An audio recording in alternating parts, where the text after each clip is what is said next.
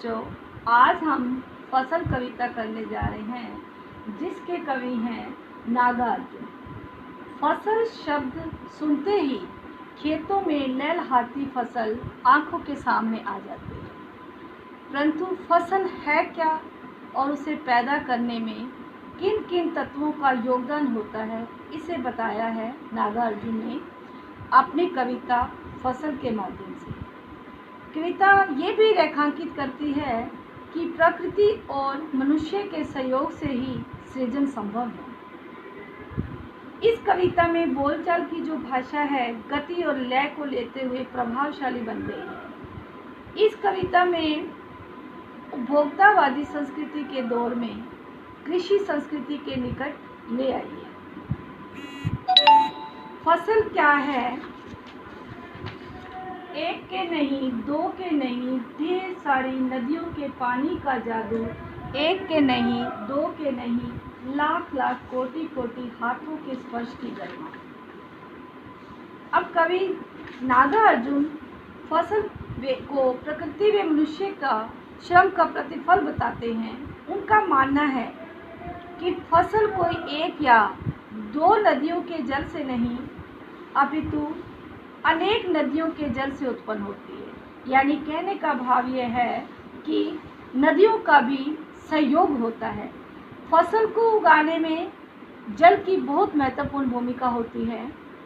नदियों का जल अपने जादू से फसलों को सींचता है। फसलों को फलने फूलने में एक दो लोगों का नहीं अपितु लाखों लोगों के हाथों के स्पर्श इसे गरिमा प्रदान करते हैं। अर्थात कहने का भाव यह है कि फसल को उगाने में करोड़ों श्रमिक का श्रम का परिणाम होता है। फसल को उगाने में सभी तत्वों का समावेश होता है। एक की नहीं, दो की नहीं, हजार हजार खेतों की मिट्टी का गुणधर्म। फसल क्या है और तो कुछ नहीं, वह नदियों के पानी का जादू है, वह हाथों के स्पर्श की महिमा है।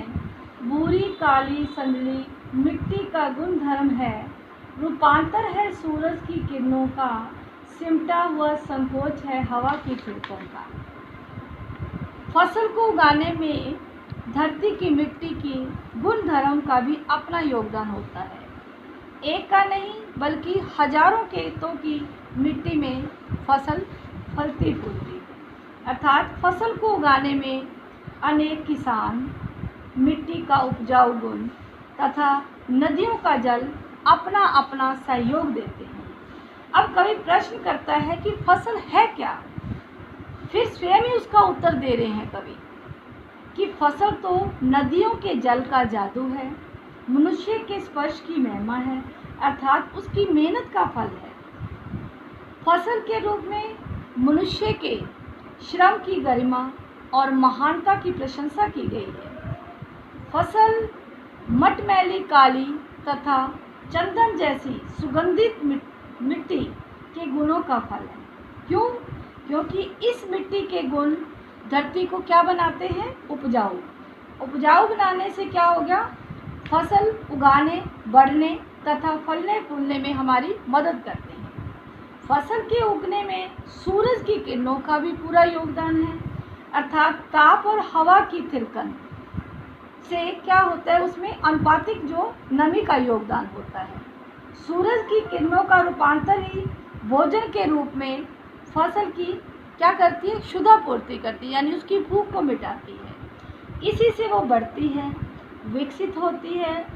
इसी प्रकार हवा के स्पर्श से भी फसलें अपना संकोच को त्याग कर फलने फूलने लगती हैं। तो कहने का भाव यह है कि फसलों को पोषित करने में प्रकृति के विभिन्न उपादानों तथा मनुष्य के श्रम दोनों का महत्वपूर्ण योगदान है।